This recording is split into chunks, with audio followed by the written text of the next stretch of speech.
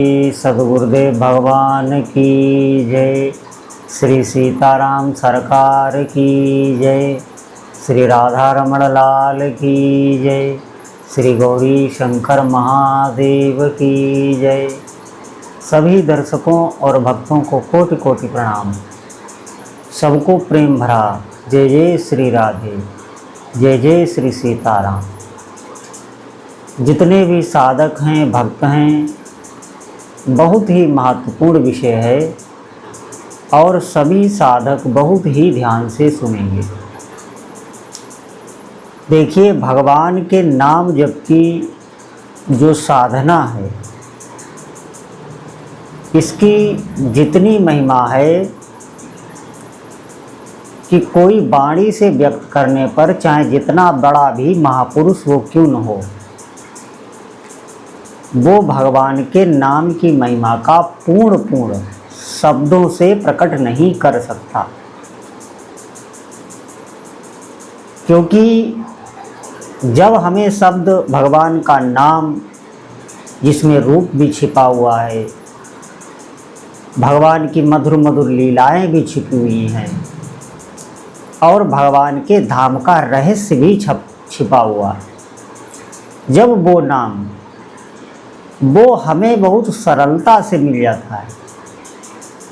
क्योंकि पहले तो मनुष्य शरीर ही बहुत दुर्लभ है और वो हमें ठाकुर जी ने बहुत सरलता से दे दिया। आप समझें,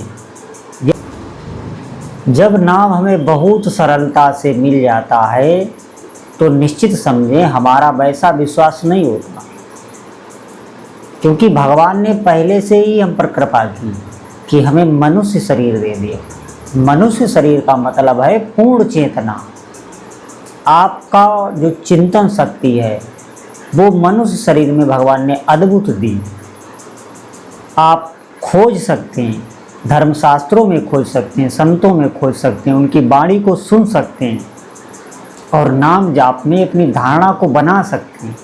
क्योंकि मनुष्य शरीर में ये सब सुलभ है, बाकी योनियों में ऐसा नहीं है। आप सोचें कि पशु योनि में ऐसा हो, उसमें नहीं है।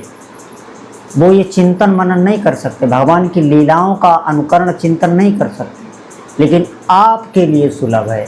तो सबसे बड़ी कृपा तो यही हुई कि भगवान ने हमें मनुष्य शरीर दे दिया और ये इतनी सरलता से मिल गया कि अब हमें ये ही हम भूल गए, इसका हम दुरुपयोग करने लगे।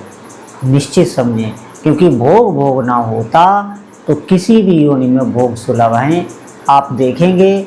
और मनुष्यों से अच्छी तरीके से वो भोग भोगते और मनुष्यों से अधिक आनंद उन्हें आता है। बात यही है कि हमें मनुष्य शरीर मिल गया, अब हमें सत्संग मिल गया, नाम की महिमा हमें सुनने को मिल गई। अब हम अपना काम बना सकते हैं, यहाँ पर चूकना नहीं है। आप निश्चित समझिए, हम अपने व्यवहारिक जीवन से अपनी ज़रूरतों को लेकर इतना व्यथित रहते हैं, इतने हमारे भीतर संशय रहते हैं, इतने क्लेश में रहते हैं। आप ध्यान दें, ये सब क्लेश की बातें नहीं है। इस शरीर को रखने के लिए व्यवहार है। और शरीर को क्यों रखना है? शरीर को रखना है कि हमारी जन्म जन्मांतर की जो प्यास है वो मिट जाए, जिसे हम इस संसार में कहीं भी अपना हृदय दे देते हैं, वहाँ से हमें दुख ही मिलता है। आप ध्यान दें, अरे हमने तो उस पर प्राण न्यौछावर कर दिए, उसका हम चिंतन करते रहे, उसका मनन करते रहे, लेकिन वहाँ से हमें क्या मिला? निराशा। आप देखेंगे कई जगह ठोकर खाने के बाद भी, कई जगह चाहे वो वस्तु हो, व्यक्ति हो, वहाँ पर हम अपना समय देकर अपने को न्यौछावर करने के बाद हमें वहाँ से केवल दुख ही मिला, सुख मिल ही नहीं सकता। क्योंकि जिस सुख के लिए आप भटक रहे हैं वो भी उसी सुख के लिए भटक रहा है। आपको उसमें आकर्षण हो गया अपनी वासना के कारण, लेकिन उसका अपनी वासना के कारण किसी और में आकर्षण है। आप ध्यान दें, जब आप ये बात जान जाते हैं तो आपको बहुत ठेस लगती है और हम ये नहीं समझ पाते कि हम भगवान के नाम को पकड़ें, जिसका प्रेम ऐसा है कि बढ़ता ही रहेगा, कभी घटेगा नहीं और कभी आपको अविश्वास नहीं होता। आप निश्चित समझें कि भगवान का नाम आपके विश्वास की रक्षा करेगा।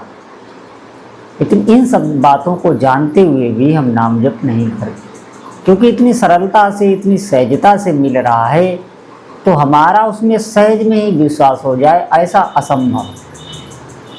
हमें अधिक से अधिक नाम जप करना होगा। आप कुछ दिन जप के देखें, आप निश्चित समझें जैसा विश्वास हमारा भोगों के प्रति है, बार बार हम जो भोगों को हमने भोगा है, बार बार उनकी तृष्णा, उनका चिंतन, उनका मनन, और उनसे दुख मिलने पर भी, और ये कहते हुए भी अब ऐसा नहीं करेंगे, अब ऐसा नहीं करेंगे, बार बार उसी के आकर्षण में फंसकर और फिर उन्हीं में चले जाएं।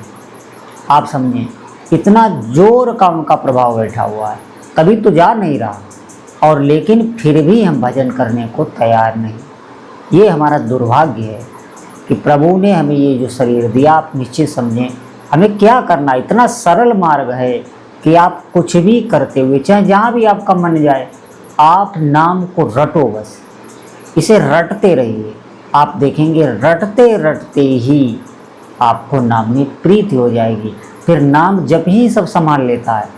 आप ऐसा ना समझें, आप कभी देखना, आप ऐसे जो चिंतन मनन करते हैं, फिर आप नाम जप करते हुए करना, आप देखेंगे आपका चिंतन ही बदल जाता, हृदय के भाव ही बदल जाते हैं। चाहे जितने भी आप दुख में हो, क्लेश में हो, आप अपना नियम पूरा करने लग जाना, फिर आप देखेंगे कि आपके भाव ही बदल गए, और जो चिंतन आपको दुख दे रहा था वो कहाँ हवा हो गया है पता ही नहीं।